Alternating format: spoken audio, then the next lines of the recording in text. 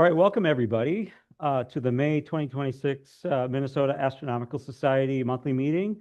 I am Valts Treibergs, your president, and we will dive right into the agenda. We've got, I'll be doing a lot of talking today, so hopefully my voice will survive. Yeah, be clear. Yeah, May. It says April 2nd. Oh, that's the one slide I forgot to fix. Sorry. I was kind of backlogged on slides. Yeah. Thanks, Dave. The treasurer's reports is for April. Okay, May 2026 monthly meeting agenda. And you admire a moon shot from Chris Setness and the demolition of the famous Meridian tree, if you remember that. All right, so we'll have welcome and we'll go through the board. We know how we'll go through the treasurer's report for month ending April 2026. I have a membership update. I'll go through the typical astro events of the month and the outreach requests that we have and the upcoming MAS events. Jerry is not here with us today. He's just coming back from England. So he said he's gonna be tired.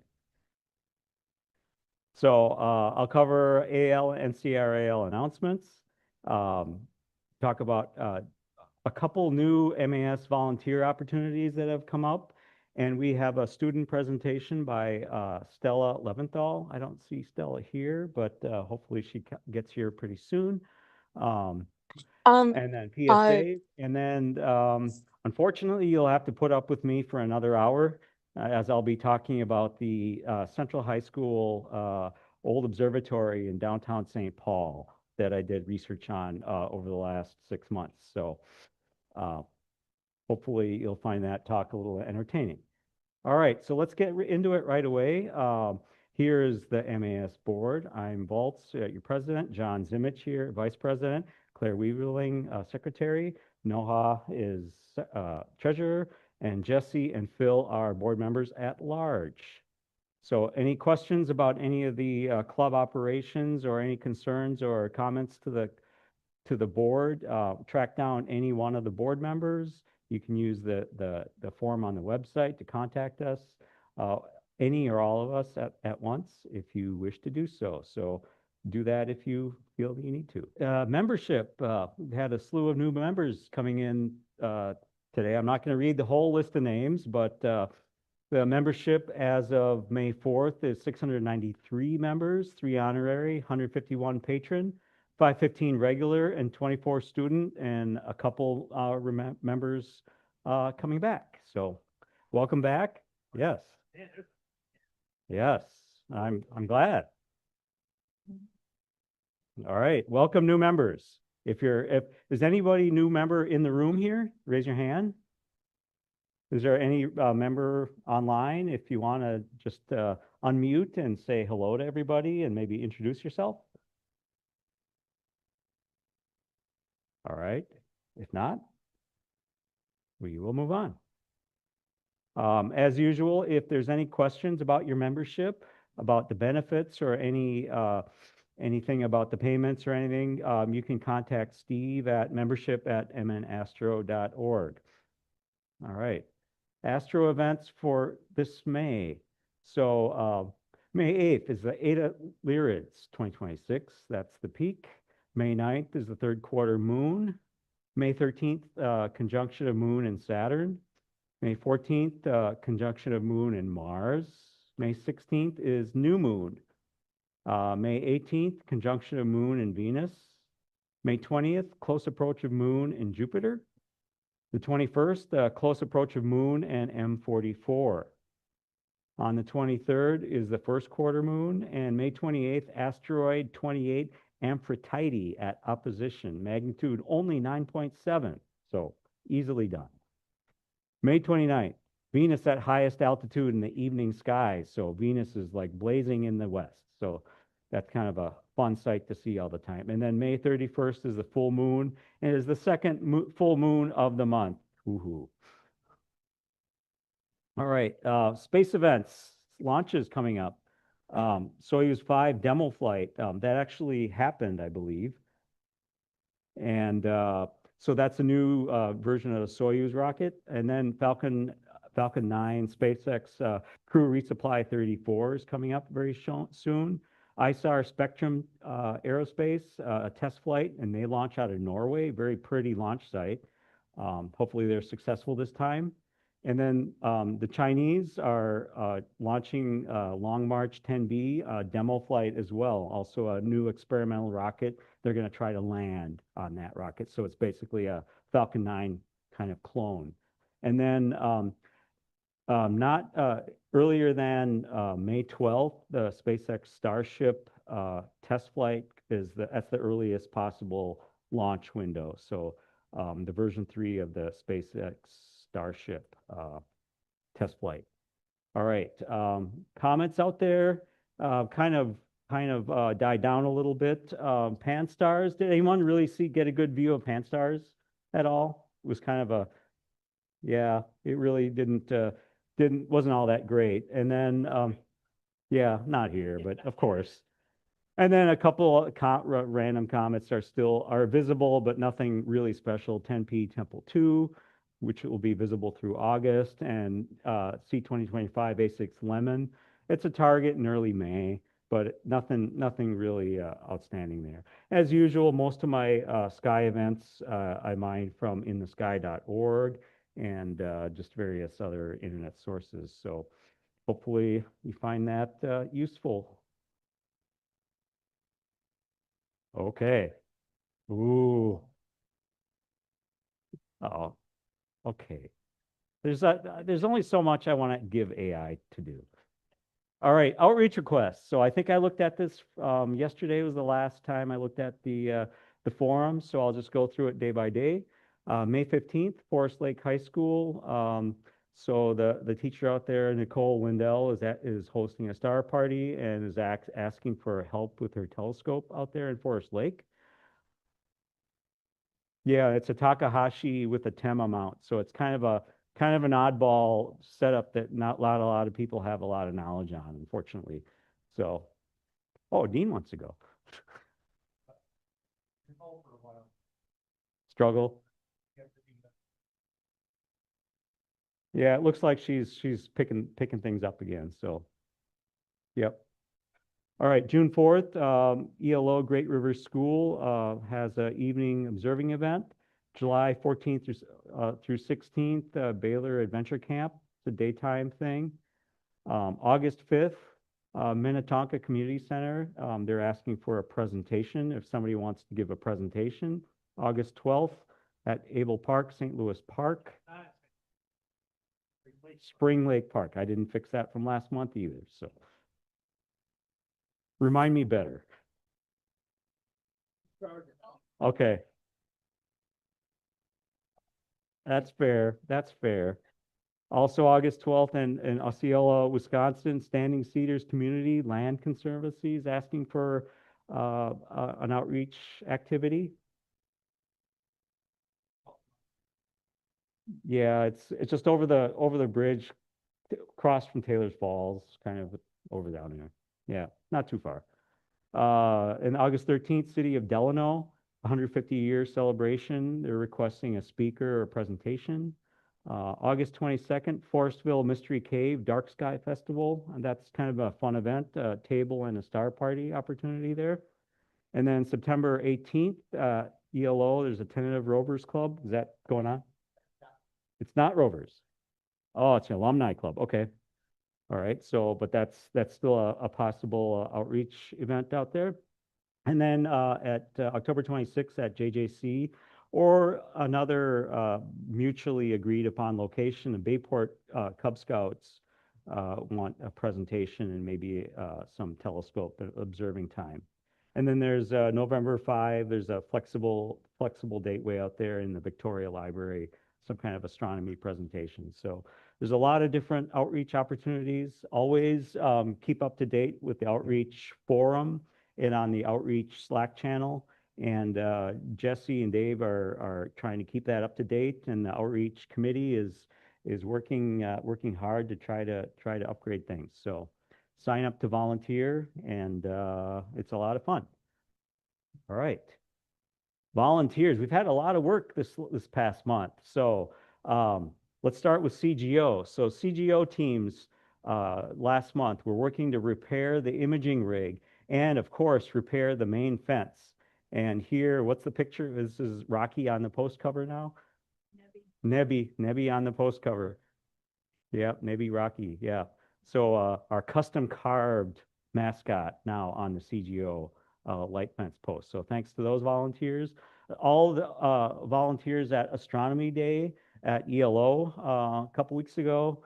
And so I believe Dave is writing an article for Gemini on that. It's written, it's submitted, but, I only had one picture, so if you've got pictures of Astronomy Day, Yep. send them to Father Brown, we can have that. Yeah, so send it to Dave or to Father Brown if you've got any pictures of Astronomy Day, of any crowds or anything that could contribute to the article for Astronomy Day. All right, then Ben Husett set up a presentation about MAS at CVAS UWEC Astro Day. So thanks, Ben. And then Michael hosted a Planets in the Park event last month. That was quite successful at Pershing Park. And then there was an outreach table at the Science Museum of Minnesota Aerospace and Science Fest. And then also to the team working on the New Mexico remote imaging scope, made significant progress assembling a lot of the camera train and everything, and trying to get the scope working and the focuser working and the rotator working. So lots of progress there as well. So thanks for all the volunteers for everybody last month. All right, BSIG, May 9th, 7:30 p.m., Metcalf Field. Sign up on the website. Those notices go to Suresh. And if the date changes, if it moves to Friday, he will know it, but it's a go for Saturday. So Saturday, May 9th at 7:30 p.m. at Metcalf. Volunteers are always welcome and encouraged to go and help out the new people with their telescopes, bring telescopes, show off your imaging rig if that's what you want to do, or just go around and, bring treats too. Yeah, treats are always welcome. We usually have a bunch of kids there, and kids have a lot of fun looking through all the scopes and learning about all the different things that we can do at BSIG. So, and so if there's any updates, Suresh says it's a go, but it's always a good idea just to keep an eye on the weather and just in case something changes. All right, BSIG. All right, other upcoming MAS events, May 8th or 9th is this weekend is a LLCC member observing weekend. I don't know how many people are signed up to go this weekend. May 9th. Oh, Going along. okay. That's the plan. All right. So May 9th at ELO Public Star Party, and I believe we have a speaker, and speaker's Ron, I believe. Is that right? All right. Ron Schmidt, speaker. All right. Also May 9th, again, BSIG. May 15th, CGO Member Star Party. That's next Friday. And then May 14th and 15th, that is New Moon Weekend at LLCC Member Observing Weekend. That's also going to be a work party. So we're going to work and try to polish up and get the big dobs going and do some of the other stuff there. But hopefully that's going to work. And the MAS can take it over and lock Chicago State Park. Okay. Campsite available, December for both together. Okay. And if you don't want to go to LCC, you can go to Lucky Parle and join Suresh and his crowd there and have fun there. Or go to Iowa. Yeah, we'll talk about Iowa in a little bit. All right, May 22nd. And that's tentative, I believe, still from Michael's posting on Facebook, but he's tentatively planning Planets in the Park at Pershing Field, May 22nd. May 23rd, ELO Public Star Party again. I believe in other speakers. I think Tanya Melnick is slated to speak. And May 23rd, Cedar Creek will have a Public Star Party. So that'll be the May Public Star Party. And then June 4th, right here will be the next MAS monthly meeting at 7 p.m. here in the community center and on Zoom. Upcoming key holder training sessions. ELO, May 9th, and that's a website sign up. JJ Casby, May 30th, forum sign up. And then CGO, May 15th, during the CGO member star party. I believe that's a forum sign up as well. And then LLCC, if you come up while other key holders are up there, we'll show you the ropes up there, or we'll get training on the big Dobbs during Northern Nights Starfest in September.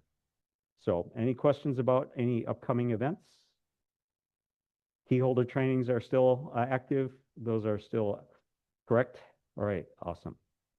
Okay, the big events. So the big events that MAS hosts are Northern Nights Starfest. So it's September 9th through the 14th. Sign up is through the website hosted by LLCC. And so you can get to that website through our calendar, the mnastro.org events 2026-NNSF. And you'll find the registration link, or look on the calendar. You browse to the calendar to September and click that link, and you'll get there. So it's Camp Brain registration. So if you've attended there in the past, it'll remember you. So it's a really quick and easy registration. We are still looking for a couple speakers if people want to participate in September and do some talks. We do have Bob King slated to come up for a couple days. We've got a couple talks from the Green Bay guys already signed up. So we're doing pretty good with Northern Nights so far, but we always could take another speaker or two. I believe Dave is going to talk, and so others are available to talk as well. All right. So Camping with the Stars then at Eagle Lake Observatory, August 14th through the 16th. That sign up is through Carver Parks, and so also you can get to the sign up page for Carver Parks.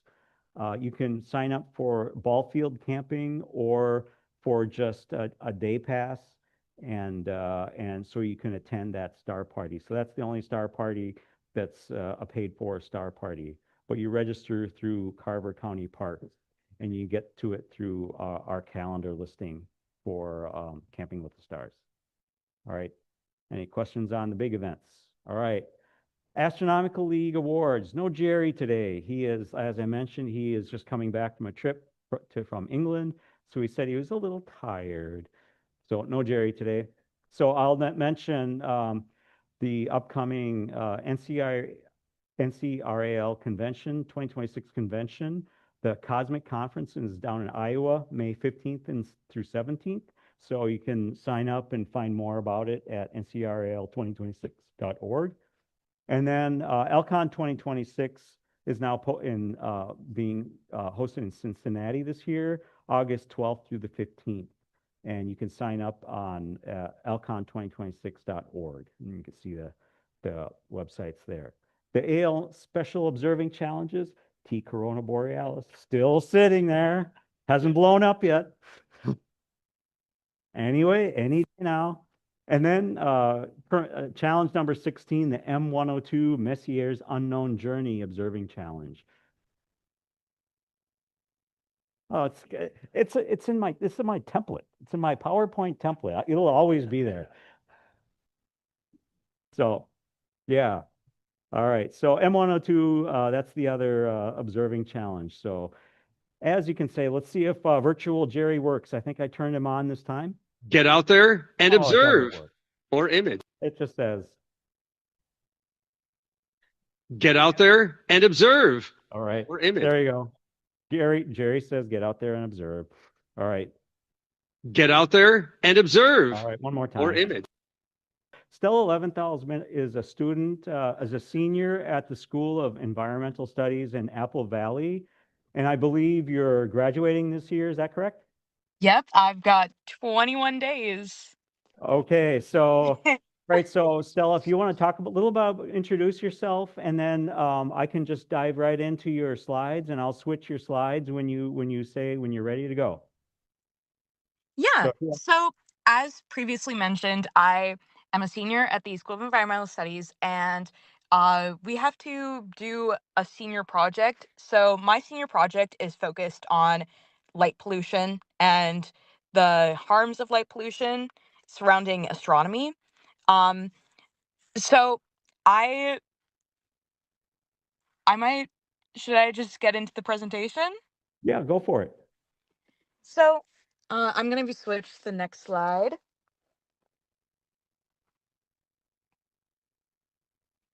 So this is pretty much just a little map of what my presentation is going to be like. Uh, rather the topics that I'm covering, such as light pollution basics, or the basics of light pollution, how it works and stuff, how light pollution is affecting things outside of astronomy, uh, how Minnesota is dealing with light pollution, how astronomy is affected by light pollution, and what's the solution. So, light pollution is a form of air pollution that occurs due to the use of artificial lighting. When artificial lighting is used outdoors, predominantly bright LEDs with blue undertones, light particles or photons are released into the air. When photons are not blocked, their path continues up into the atmosphere where it coagulates. Since photons emit light, the coagulation of them high above us is how we get the ever-growing sky glow phenomenon. Sky glow is the brightening of the night sky, mainly in human populated spaces. There's a significant correlation between industrialization and the brightening of the night sky. We can see the issue of sky glow measured as early as the late 50s. Next slide.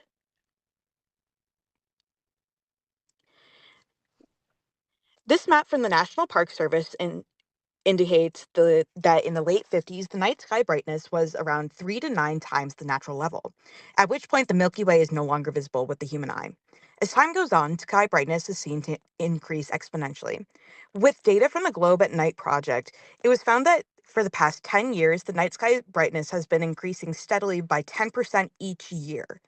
Using the same map, in 2025, the Twin Cities metro measures in at over 81 times brighter than the natural level of night sky brightness, additionally rendering the entire Big Dipper inside invisible from within.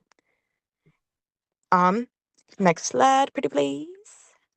As you all probably know, the night sky brightening is a large issue, but things getting brighter has numerous consequences that come with it besides our view. The brightening of the night sky also puts numerous species at risk. In Minnesota specifically, this includes migratory birds, which where's my there we are.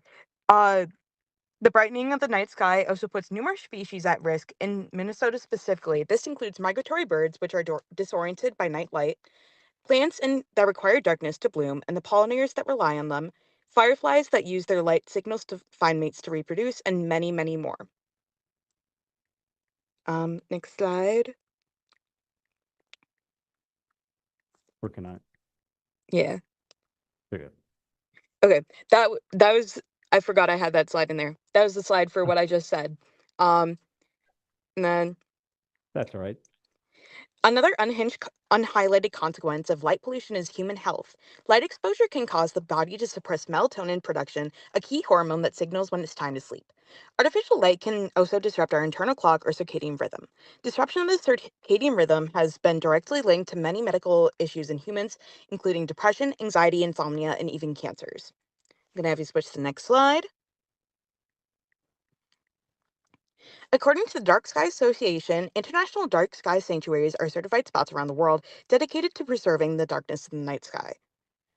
In Minnesota, we have one designated sanctuary space, Boundary Waters, which was designated as an international dark sky sanctuary in 2020. This is actually pretty impressive, as it in the US there are a total of 11 sanctuaries, and out of those 11, the Boundary Waters is the second largest with over 4,400 square kilometers of certified area. Next slide. Now, into the stuff you all probably care more about, how light pollution hurts astronomy. Who came from the Twin Cities for this meeting? I it's yeah, Most of it. Most of it. I when I was writing this, I thought it was going to be at Eagle Lake. So I thought that I was going to be really far out. But yeah, uh then you all probably know the clouded view as the night sky from the metro all too well. Where am I at? As mentioned earlier, the night sky brightness has been on a steady crawl uh, increasing by 10% each year for the past 10 years. In the US and Europe, over 99% of people have their view of the night sky hindered by light pollution, and nearly 80% of Americans can no longer see the Milky Way with the human eye, and 1/3 of all humanity.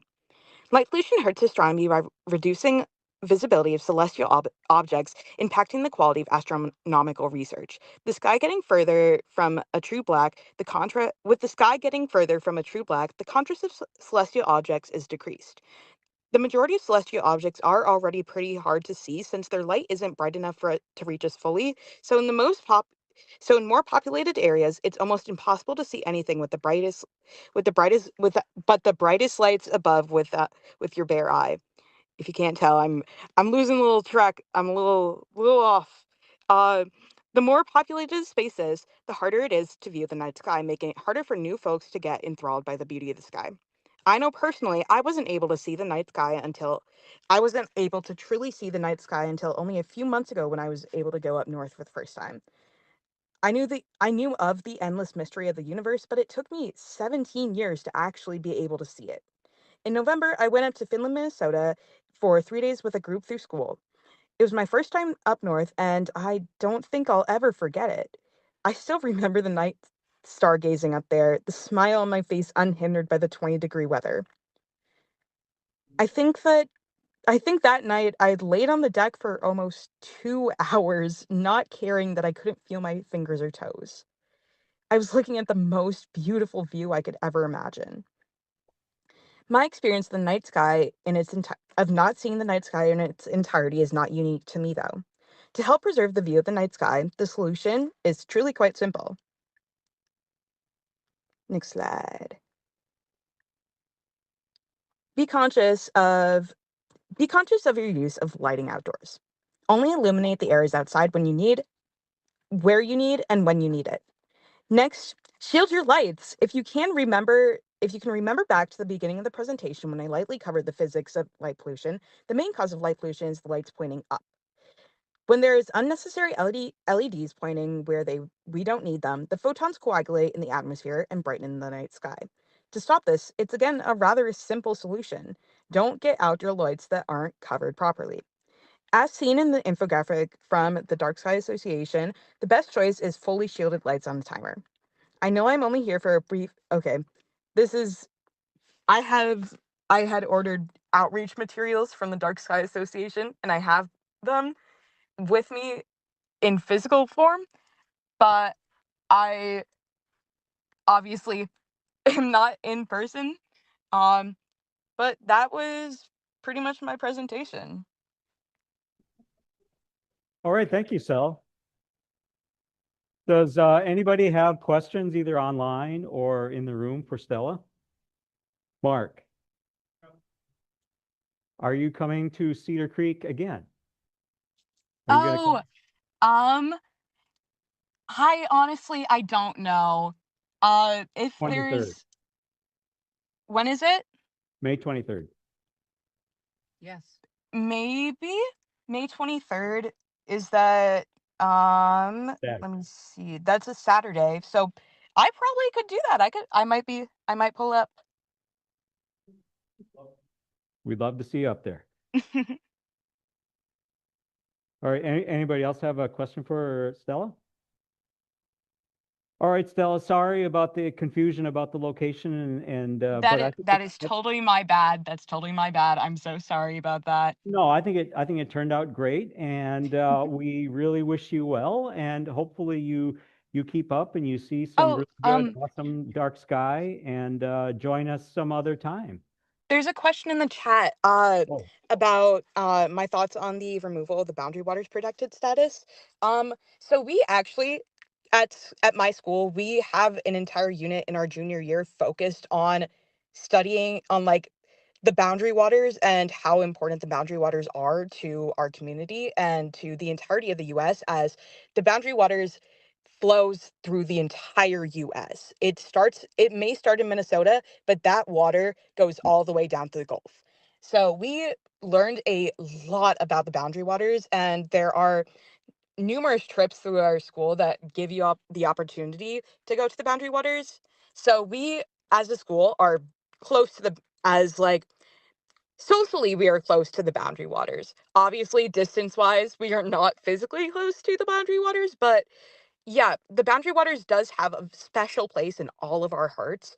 So even in class, we actually like when they brought up that the uh the 30-year the mining ban being lifted, we like actually stopped and talked about it, and it was pretty hard to talk about as we all through our school we have such a love for the boundary waters.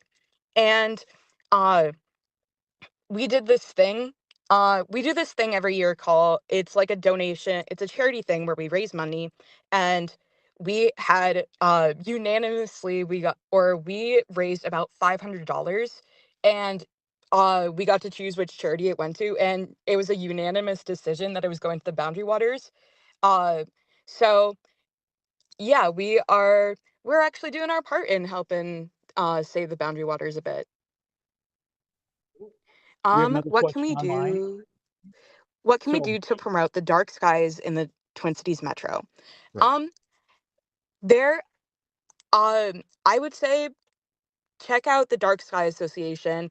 Keep in touch, or not like keep in touch, but keep up to date with the Dark Sky Association. They have lots of free outreach materials that I got sent in the mail just by putting in information, nothing like no payment needed. So, uh, there is in the Twin Cities, it's in like in that one in the map that I had showed from from the National Park Service, uh in 2025 it was measured that the Twin Cities metro is over 81 times the natural amount of light of natural sky or natural sky brightness. Um so there's obviously a very large issue in the Twin Cities as considering light pollution. And as I mentioned with the solution, uh, a lot of the solution is not having lights pointing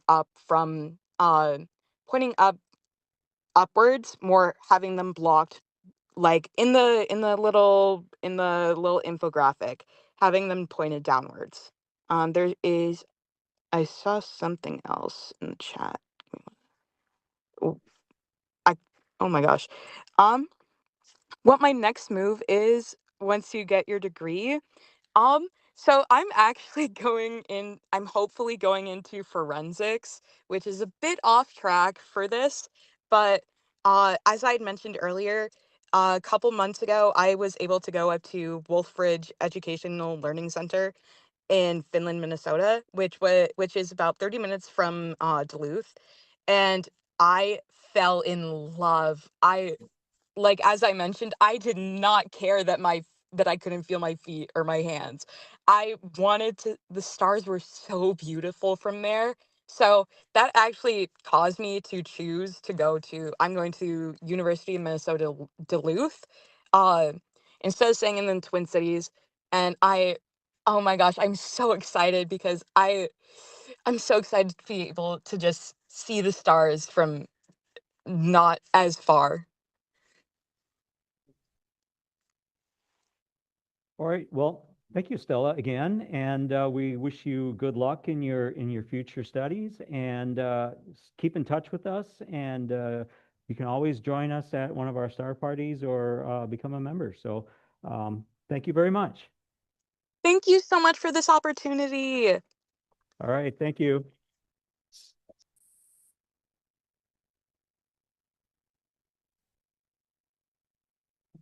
All right. I guess that was her last slide. All right. Oh, if I'm Oh, still if you want to connected, talk about that last slide, that QR last code. slide was just a QR code to the Dark Sky Association website. Okay, we actually had Todd Burlett from Dark Sky, Starry Skies North here give a talk several months ago. So yeah, it's a good segue into what Todd was talking about as well. So thank you very much. All right, let's on with the program here. So volunteer. So I believe NOHA is still looking for help with the grant committee. We don't have a ton of activity going on, but we have applied for one grant, and there's always grant opportunities available, especially if the sites decide on doing a larger project or something, then there's opportunity to get grant money from foundations and things like that. So if you have interest in doing that kind of stuff, please contact NOHA. And other ways to volunteer, always, just like what Stella did. Stella reached out to us and asked us, can I do a presentation? So absolutely, we have member presentations almost every month, and it really rounds out the program very nicely. Write articles for Gemini. Father Brown is always asking for articles, so there's never a shortage of articles for Father Brown. The web team also always needs support here. There's so many things going on with the website and with WordPress and things like that. Always that something breaks and we need to fix things. So if you're technically slanted on web stuff, we're always looking for additional volunteers on the web team. Join a committee. The ELO committee recently expanded by a couple members, and I don't think there's any open committee members at this time. I think the outreach committee did as well. But volunteering always is always available at key holders and just helping out at public star parties at ELO, Cedar Creek, and at BSIG events. Always a fun time. And then as I listed before, we've got a whole page full of outreach opportunities where it doesn't take expertise in any one thing. You can be just there with a telescope, or you can just show some of your passions at various outreach opportunities. So if you want to give to the club in terms of volunteer, just send an email to info@mnastro.org and give us your ideas, and or contact any board member, and we'll run with it. All right, again, your presentations, member presentations are needed. What I don't want to do is do what I'm doing today and talk for 2 straight hours. So we want more presentations. So observing campaigns, astronomical objects, history topics, adventures to dark skies and astronomical sites around the world, ATM projects, show and tell, restoration, outreach projects, observing imaging techniques, research topics, software telescope, how-tos, new stuff, manned robotic space missions, all that stuff is available. Even if you really want to, we still have the Better Know a Constellation book somewhere, and I can pull that out of mothballs and pass that on. So it's a great way to just get some presentation experience if you don't have a lot of presentation experience, and it's just a lot of fun to do. Only 10-15 minute talk at tops at length, and it's fun to do. So if you have a topic or have something you want to talk about, please contact Ahmed at programs@mnastro.org and say, hey, I want to do a presentation. Here's my topic, and we'll schedule you in for one of the monthly meetings. And you could do it in person or on Zoom. All right. Loner Scope program. Is Anton online? Anton's not online, but maybe John you want to talk about Loner Scope?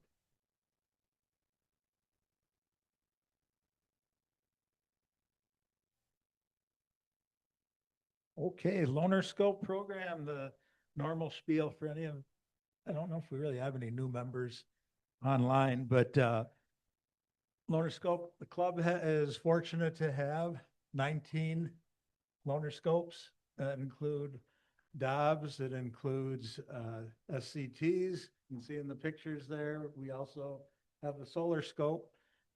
Quick, get that out of the way while the sun is still in an active cycle, because the sun gets pretty boring when it's not.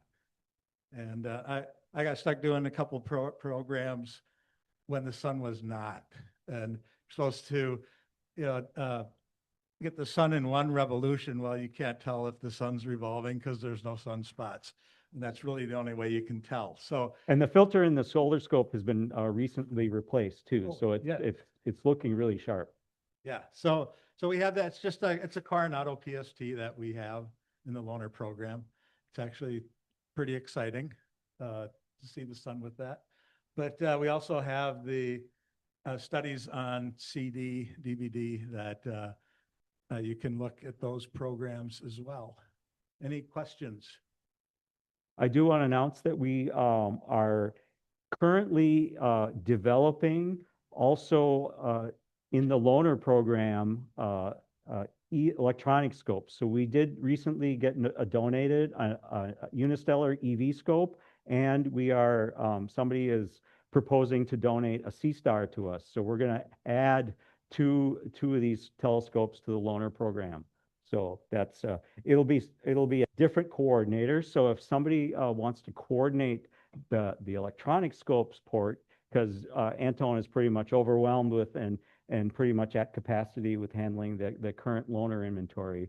So if somebody wants to manage the electronic telescope loaner program, then come talk to me, and probably in a month or two we'll have those scopes available, and we have to figure out the process on how we have to actually loan those out. But it'll be an add-on to the loaner scope program. So that's coming up soon. Another volunteer opportunity. So weekly happenings. So Claire, every Tuesday, sends out the weekly happenings. I believe I saw the report that gets sent out. It's a MailChimp report. I think like 1,266 emails were sent out this week. So once per week, she sends out the latest happenings of the current events upcoming 1 to 2 weeks in advance. If you have any topics that you want to post in happenings, something that you're organizing or putting together, please send it to secretary@mnastro.org several days in advance, probably by the weekend, and then she can queue it up and it goes out on Tuesdays. So weekly happenings, and if you're not part of that, pretty much every member is part of that email list, but you don't have to be a member, so anyone can sign up to be on that email list, and you can sign up by just filling out the form on the homepage. Online communities, so we have an active Slack workspace. A lot of us use it. We have an active forum workspace, so most of the club operations are handled through the MAS forum. And then we are on YouTube. So this meeting, all of our BSIG presentations that happen over winter, and all the presentations that we give in monthly meetings get archived and posted to YouTube about 2 or 3 days after it gets presented. And so everything gets archived there. So we haven't deleted anything so far. We got plenty of space on our YouTube account. So go ahead and check those out, as well as we have a presence on Instagram, Facebook, and Facebook. So social media coordinator Chris Bethia is coordinating all of that. And so if you have any images or anything to share in our social media channels, please send an email to socialmedia@mnastro.org, and Chris will post those in our media channels. All right. Official MAS stuff. I announced last month that our Redbubble store is now open for business. So we've got the Redbubble has a whole bunch of different kind of shirts and a bunch of different logos. We've had a few comments that the Redbubble inventory of shirts, they didn't have polos or they didn't have extra long shirts. So one thing you can do for if you don't see the merchandise that you would like to buy, you can send them an email and they could add it to their wish list, and maybe hopefully they add that pretty soon. All right, so that's Redbubble, and the quality is pretty nice of the shirts and the hoodies that I've seen, and a couple new logos are out there available for you could choose not only the standard MAS logo, but there's a couple alternatives to go. And there's also kid stuff, phone cases, other accessories, and there's new stuff coming all the time on the Redbubble store. Gemini, we have a special volunteer opportunity. Father Brown has been producing and editing Gemini for many, many years. I don't even know when he started.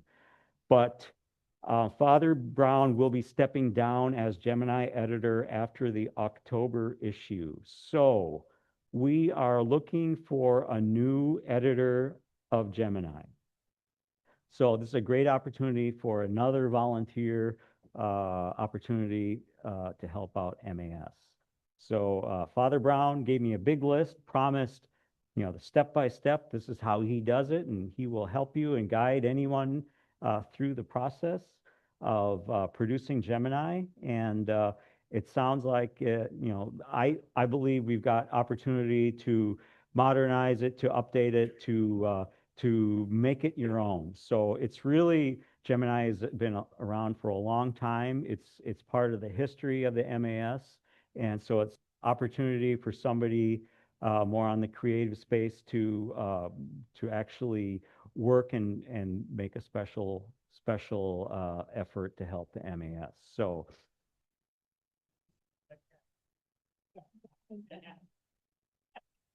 all right. It can, I don't think it matters. As long, it does, it doesn't matter. It really doesn't matter. You output to a PDF and you're good. So if anyone's interested, please contact me, president@mnastro.org, or talk to any board member and or reach out to Father Brown. But we will talk to you. Trina. It can be a team. It does not have to be one person. I really see this as an opportunity to be completely flexible. We can adjust the frequency of the publications if needed. We can adjust the size of the publication, the format of the publication. I think there's a lot of opportunity to put your personal touch into this. All right. Any questions on Gemini? All right, as I said, Father Brown will be stepping down, and the October issue will be his last issue, so. Yep. Preview. Yeah, okay. Does the merchandise go Yes. how that's raised? So we priced, the merchandise store basically is a pass-through for MAS. There is a little bit of profit. I believe we set it at the minimum level.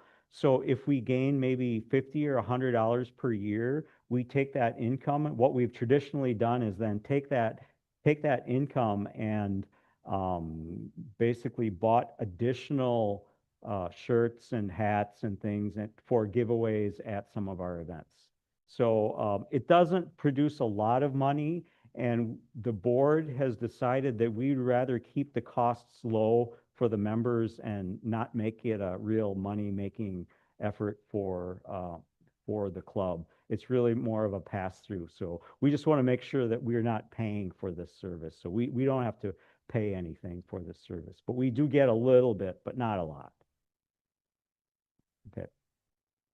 That answers your question on that. All right, Gemini. Okay, Gemini articles. So Gemini is published 6 times a year currently, and Father Brown's always looking for articles, just like with member presentations, astronomy experiences, equipment, successes, challenges, imaging tips and ideas, anything. So if you've got an article, send it to Father Brown at gemini@mnastro.org, or volunteer to be the new editor of Gemini. Gemini is all archived on the website, and you can find all the past articles posted on the website. All right, we're down to this guy. Questar, yes. Suresh wants me to announce, and it's been on the media, but Questar Corporation has officially closed its doors. So 76 years of making really fine, really cool looking Maksutov telescopes. So I bet you the price of Questars are going to go through the roof. They're already expensive, but now they're going to be ridiculous. Yep.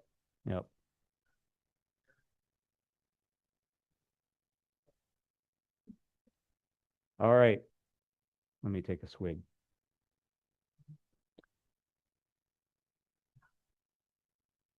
All right, so you know this guy. I will be talking about the history of the St. Paul Central High School Observatory. So the St. Paul Central School Observatory, this is the building that I'll be talking about. This observatory was in existence from 1889 to about 1929, and it was in downtown St. Paul. I'll get into all the details about this, but originally, so I am a member of the Antique Telescope Society, and there was a discussion about all kinds of various smaller observatories that haven't been highly documented. So I kind of raised my hand and volunteered to do some research on this observatory and the history behind the high school here. So St. Paul Central High School, start with that. Home of the Minutemen. So St. Paul Central is the longest continuously operating high school in Minnesota, 160 years of history. So famous graduates of St. Paul Central High: Charles Schultz, Dave Winfield, Jawed Karim, Gordon Parks, Richard Schultze, previous Mayor Melvin Carter, and our friend Robert Gertz from U of M, who's done many presentations here, and a lot of other notable alumni. So basically, the Central High School was established in 1866 and started its life as the Franklin School, and it was located on Broadway and 10th Street in St. Paul. Then in 1872, they moved to a commercial building on 7th and Jackson in St. Paul called the Lindeke Building. So that was just kind of a temporary place, but better than the old Franklin School, which was then taken over by an elementary school. Then in 1883, this building, this is the main building I'll be talking about, was built on the corner of 10th and Minnesota. And then after that building, finished its useful life, the high school moved and they built a new high school on Marshall and Lexington in 1912 to an old Gothic style modern high school. And that is the same location that Central High School is located today. When they built the modern Central High School, they actually built around that school and actually encased that old school. So I don't know if there's any of the old school structure left in there, but they kind of built the new school around the old school, which is kind of a cool concept. All right, so the beginnings. So in 1882, a meeting of the St. Paul School Board, Board of Education, examined bids and contractors to accommodate a new school because the school board really wanted to get the young people in the late 1880s together and into education and into a formal education. And so they examined bids from various contractors for a new high school building. And basically they found a spot in the corner of 10th and Minnesota Streets. And the contractor winner was Desporios, and they paid a grand total of $62,300 to build that school, which is approximately $1.9 million in today's dollars. And this is a view from the Library of Congress. It was a large print overview of the city of St. Paul, and I kind of zoomed in on the school here. And this is the only picture of the school I could find before they built the second annex, which I'll talk about in a little bit. So future planning: in 1887, the school attendance just started to grow and grow. And so the school board allocated another $40,000 for an expansion of that school. And luckily, they built in that expansion also an observatory tower. And they planned for a dome of the observatory, but no telescope was included in that budget. So at the time, about the same time, a new physics professor, O.T. Denny, organized a debating society and dramatic company from the high school pupils with the goal of purchasing a telescope. So basically, the teacher rallied the students to put on plays and shows to buy that equipment. So I found in some of the archives performances and waybills and ledgers of Shakespeare's Henry IV and Taming of the Shrew, and they raised a total of $600 toward that telescope. We found in the listing of a budget listing, actually the uh, the uh, uh, the debating society actually donated that $600 to the school board, and it's actually listed as exactly what it is, a $600 donation for purchase of that telescope. So uh, at that time, when they built the annex of the school, so that's where the yellow arrow is, so you can see the observatory dome. So bids were received to build that annex of the school, and 14 additional rooms in the expansion were made, and it was constructed by W.O. Erickson for $8,042. The high school took over the upper floors of the whole building, and then the Mechanic Arts High School, which was basically a manual training school, so basically trade school high school, took over the basement. So all the welders, the grinders, the lathes, and all of the manual machinists took over the basement. And interesting readings, a lot of the archives and a lot of the school annuals and everything, the high school kids and the mechanic arts kids hated each other. Their senior annuals, they were just ribbing at each other all the time. All right. So the observatory tower needed a dome. So they sent out bids nationwide, and it turned out that Warner and Swasey Company of Cleveland, Ohio, had the winning bid. So Warner and Swasey was famous for a lot of domes in North America and a lot of instruments. So the bid to put the dome on the observatory tower was $2,200, and they won that bid. So this picture is from 1890, and it's from the Montana Historical Society. Actually found it in one of their archives. Kind of interesting. Is like one of the clearest pictures, highest resolution pictures that I could find of the school. All right, 1889, we get a telescope. The telescope that they purchased was made by Alvin and Clark. It was a 6-inch, and they paid $700 for that Alvin and Clark. They paid $100 more to get it mounted into the observatory. And in August 24, 1889, the telescope was actually mounted and installed. So the specs of the scope, 6-inch aperture, 8-foot focal length. So it's about f15, f16. So nice Alvin Clark, very typical scope. So this is the only picture of the telescope in the dome that I have found in 6 months. So it comes from a senior annual, and it was first inaugurated and looked through by Professor O.T. Denny in October 1889. In addition to the scope and the mount, they had eyepieces to make various magnifications, a 45, a 70, 140, 300, and 600. So one interesting thing to note in looking at all the various newspaper articles, so I must have searched hundreds and hundreds of articles.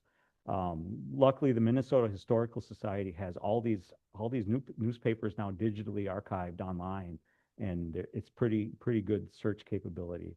But I found one newspaper article that actually explicitly listed the telescope as being made by Warner and Swasey. But I brought that back to the Antique Telescope Society forum, and we debated about it, and they said, no way, that's there's not possible that that's a Warner and Swasey. So it could have been just an error from that one particular reporter in that one article. But all the other subsequent articles that, especially talked by Professor O.T. Denny, that the telescope itself was definitely an Alvin and Clark, and they were very, very proud of that telescope. So this is the clearest picture we have of the telescope itself. So again, it's a very simple equatorial mount with a with a with a large circular counterweight. The Anti-Telescope Society members, the knowledgeable members about Clark's, they say it's pretty rare to have a round counterweight like that for this kind of scope, but it's not unheard of. So there are other examples of scopes like that. So it looks like it has some control rods for fine adjustment in azimuth and right ascension as well, similar to the 6-inch Gartner scope that I restored a couple years ago. So the glory days of the school observatory were 1890 to 1910. So Professor Denny taught physics and astronomy at the high school and frequently had his students in the observatory observing the moon, planets, and he really, really liked eclipses. And in 1898, there were actually 3 partial lunar and 3 solar eclipses that year. So there was a lot to do and a lot to show people. So it turns out that Professor Denny was kind of a character. So he also did a lot of public outreach. He shared and did lectures for the Ladies Auxiliary and various church groups and all kinds of things. Pretty much the same kind of stuff that we do. We do outreach, and he did outreach all the time. So he really, really liked lunar eclipses. So this is what O.T. Denny says. O.T. Denny says to his students on the lunar eclipse in 1898, cheese is made of full moon.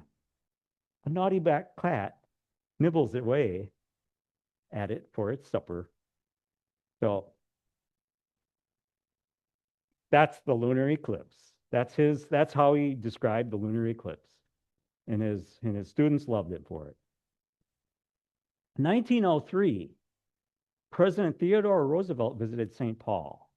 So he delivered a huge speech from the state capitol, which was still under construction on the Cedar Street side. So if you kind of know the Capitol area, Cedar Street side, and know where 10th and Robert is, where the school is, it's basically just across where today I-94 is, where all those bridges are on Robert.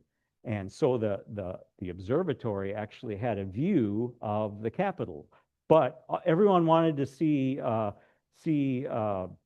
President Roosevelt. So there was huge crowds, like 50,000 plus people in the plaza. So everyone was milling around. So Professor Denny goes, us to the telescope. He grabs all of his students and anyone else who wanted to go and rushed back to the school. And they climbed that tower up to the top of the telescope. And everybody then was able to see clearly President Roosevelt sitting there giving his speech. But what's wrong with looking through an astronomical telescope? He had to explain to everybody why the president's standing on his head. All right, moon parties. So he loved doing star parties at the observatory, and he would have and he would be teaching his descriptive astronomy classes to pretty much anyone who would ever listen.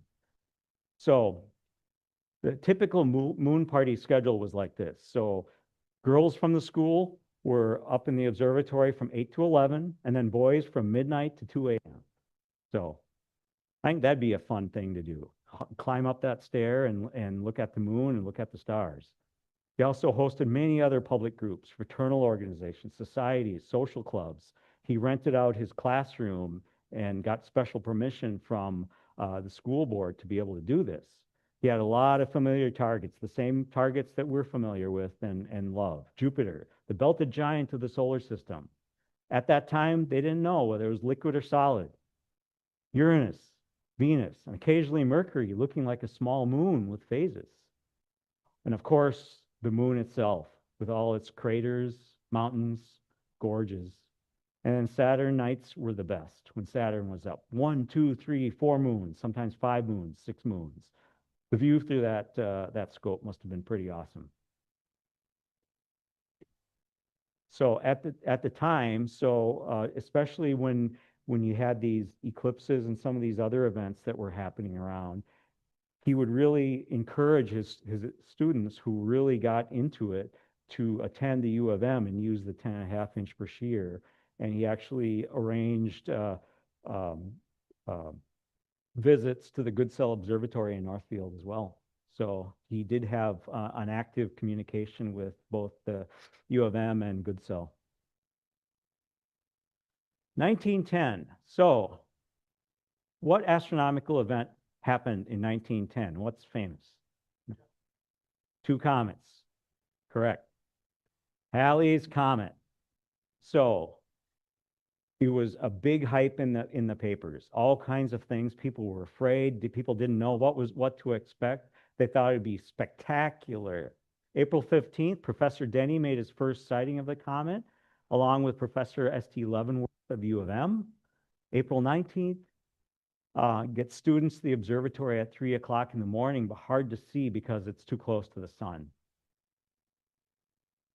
So May 19th, there was real public concern at that point that the comet's tail would go through the Earth's atmosphere and that would poison the Earth's atmosphere. So, but at that time, Professor Leavenworth and Denny noted a few meteors, but that's all they could get. So no detriment from the comet tail into the Earth's orbit. So, but the nice thing was that happened to be an aurora night too. So the students up at the observatory were looking for the comet, but they got treated to a nice aurora show. So May 23rd was the first telescopic view of the comet with any detail. And it turned out to be a pale nebulous mass, faint tail, 5 degrees in length, distinct nucleus, but nothing really, really special. Unfortunately, the comet set before the total eclipse of the moon that particular evening. So that was one of the evenings with the eclipses. But it was already set, so it was too late. But as most comets, and as the newspaper headline says, Halley's Comet is a disappointment. So as we know very, very well, lots of comets are disappointments. All right, so I talked a lot about O.T. Denny. So let's back up a little bit and learn about this man. So O.T. Denny, Oswald Thomas Denny, was born in Milton, Shelby County, Kentucky, January 13th, 1849. He was known as young boy as Tom. Soon moved to Illinois. He really, really loved the pioneer life. So his father had a big orchard, had lots of land. Every time they moved, they always bought just a huge, huge plot of land and worked that land. They built a sod house and lived on the prairie, and Tom lived there until the age of 24. He became enamored with nature under the foot and in the heavens. His father taught him hard farm work and astronomy and poetry, and his mother taught simplicity. Primary education is in a typical Illinois country school, which stood on land donated by his father.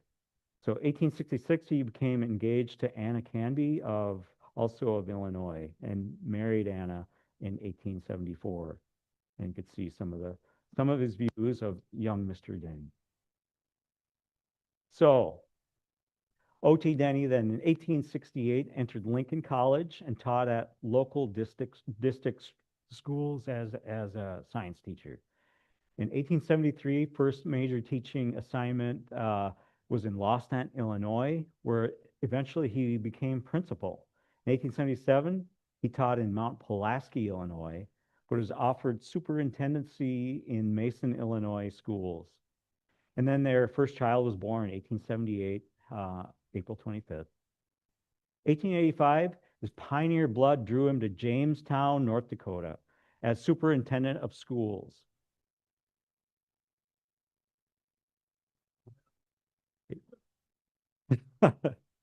But he was drawn there as and turned out to be the superintendent of schools. But he also bought 320 acres of land, and as usual, they built a house and they worked the land, broke virgin sod, planted grain, all that stuff. Third child was born in 1885. There's various photos of Mr. Denny. And then in 1890, he moved to St. Paul, Minnesota. He really wanted a bigger opportunity where he can become a teacher. But initially in 1890, there wasn't any jobs available, so he sold insurance for 2 years. And then in 1892, he was brought on in the St. Paul Central High School to teach physics and astronomy. And that's where he was also very, very engaged with the student body, as I mentioned, with the debating society. He would help put on productions and all kinds of things like that. Initially, and he would he just loved the astronomy and the science of it. So on the upper right there, you could see him in his laboratory. I mean, what a cool laboratory. He's got a Windhurst machine and all kinds of static electricity discharge machines. That's the coolest place. So in the photograph in 1903 of the teachers on the lower left, so O.T. Denny is the guy sitting on the ground on the right. So of looking at all those teachers, that's the guy I want to hang out with. Because you know that he's probably telling the photographer how to operate that camera. You just look at that. He's staring at him and just going, that's the guy. This is the guy I want to hang out with. I mean, he's sawing ice here on the Minnesota River in the wintertime. All right. But suddenly in 1910, he decided to make a huge change. He moved to San Dimas, California. He bought an orange ranch, and that's when he left the St. Paul Central High School. And I'll talk a little bit more how that influences things with the high school going on. So he learned to love California, but he really, really missed the prairies of Illinois, Dakota, and the woods of Minnesota. But in his last 8 years, he spent in Pasadena. He wrote his memoirs and spent time with his family, his grandchildren, and his children. And finally, O.T. Denny died in California on June 23, 1927. Seems from articles, he did visit North Dakota several times and Illinois several times. I could not find any references where he came back and visited St. Paul, but there was a nice article about when O.T. Denny left St. Paul to California to raise oranges back in 1910. All right, the memory of O.T. Denny. So those are the places in the map of the U.S. that he lived. You can see he just moved west, and then ended up in California. So there was hundreds of references.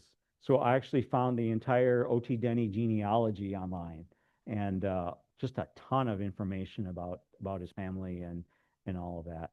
So it really seemed like his life he touched a lot of kids' lives, a lot of students' lives, hundreds of young lives touched by his spiritually sensitized life that found the incentive to seek nobility. His thoughts were pure and sweet, and as a beautiful, fragrant flower, example of truth. He taught his students for a little, while yet they never forget him. And there was just many, many memoirs of him. Here on the lower right, he's hunting with his family, out hunting in the Minnesota woods. All right, let's get back to Central High School. So the old Central High School was just the student body enrollment was just increasing, and they couldn't live in that building anymore. So in 1907, a new school site was considered and approved by the school board, and construction of a new high school commenced May 31st, 1910 at Marshall and Lexington, where it is today. But remember, O.T. Denny left also in 1910. So because there was no champion for that observatory, the telescope and the observatory was not moved to the new school. It was left abandoned into the old school building.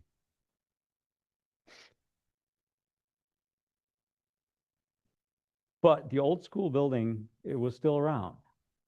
So Madison Elementary School moved into that old school building. although the old school building was really starting to fall apart.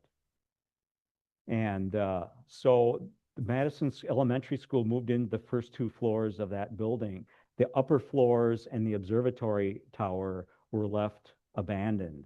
So what happens to an abandoned building in the middle of downtown? Of course, vagrancy and people move in, and there's lots of unknown things happening. So I found some aerial photographs. So this one is from 1923. The building is still there, and the dome is still there. And this one's from 1927 aerial photograph, and the dome is still there.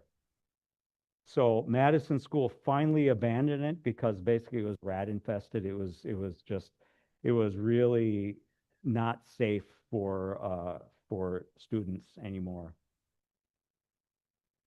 And then there was the hauntings. So of course, an abandoned building, people are living there. There's probably vagrants lighting fires. So who knows? Who knows what's going on? So what about the telescope and the observatory? So Madison School used the first floors of the building, and the observatory sat unused and abandoned. So in 1916, a group from the high school, a group of administrators from the high school visited the old observatory. And what they found, unfortunately, nothing left in the observatory. All they found was the tube.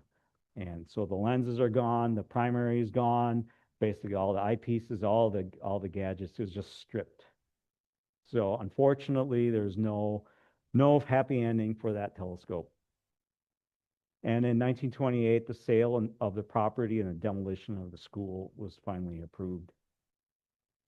So school wrecking started July 29th, 1929. The site was reallocated for $500,000 for the new police and fire headquarters of St. Paul.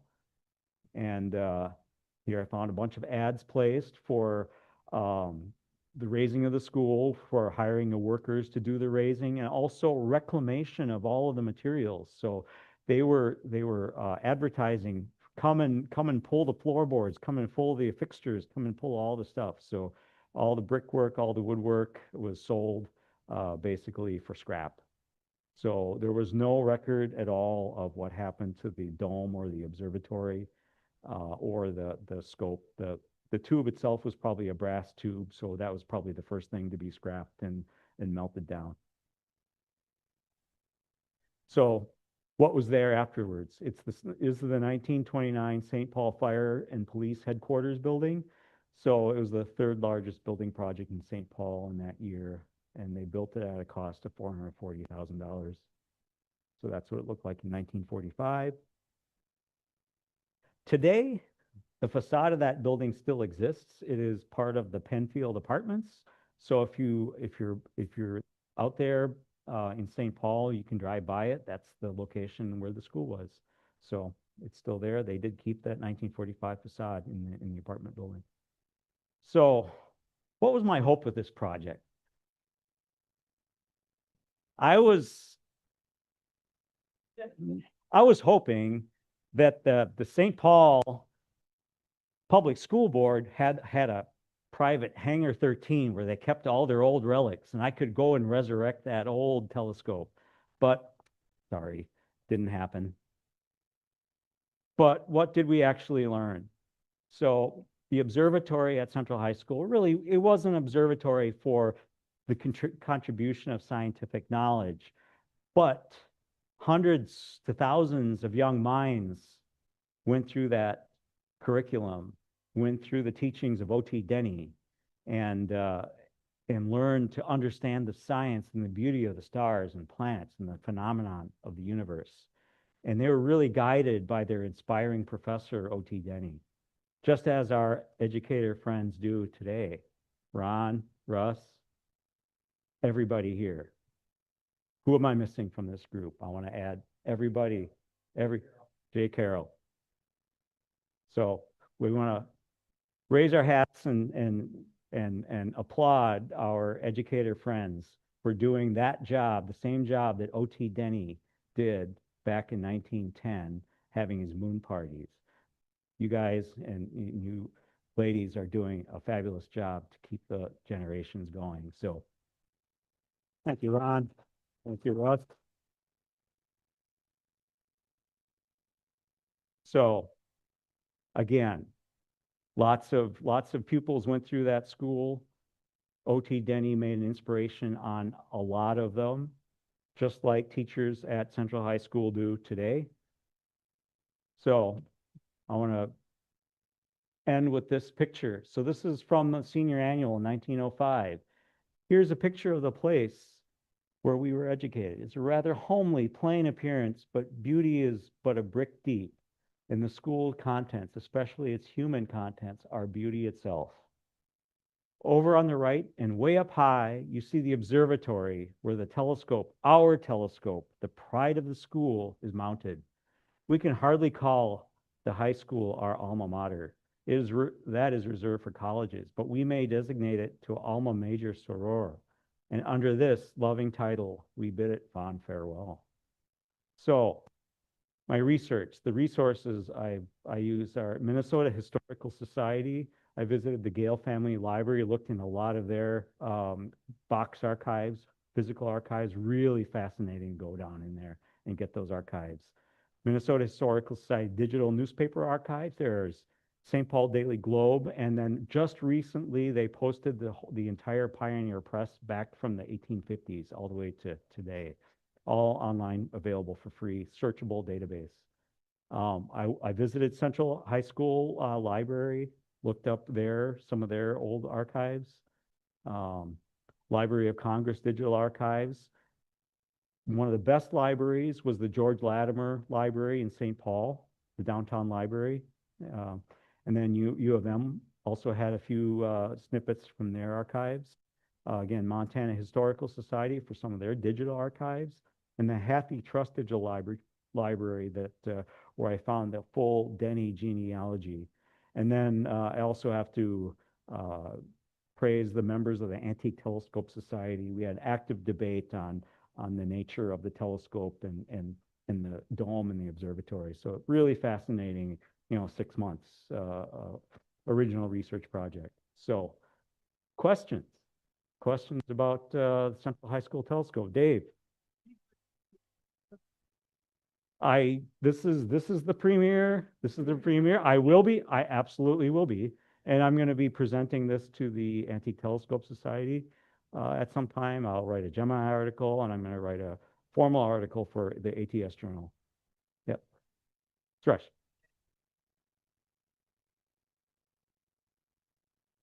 He always said he loved eclipses and planets. Eclipses and planets. I mean, he had an F-15 scope, so it was planets. Any other questions online or? Spiral nebula.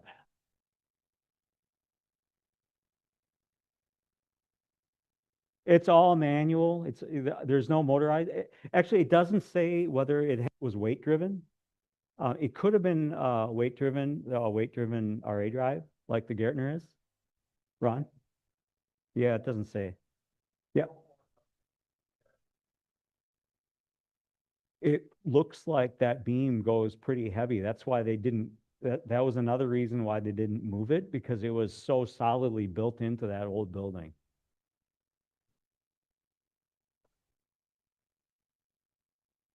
All right, any other questions? Looking at your resource. I think they just, the archives, they just had an archive, and they had somebody who had a lot of pictures. So it was just luck. Yep. Yep. All right. Thank you very much. All right. That wraps us up for tonight. We'll let you go a little bit early. Maybe we can go for pizza. Go for pizza at Pizza Luce. Next meeting, June 4th, 7 p.m. And I believe the scheduled speaker is Ali Suleiman from Minnesota Institute for Astrophysics. So we'll have a professor back here next month. So, all right. Thank you, everybody. And we'll see you next month.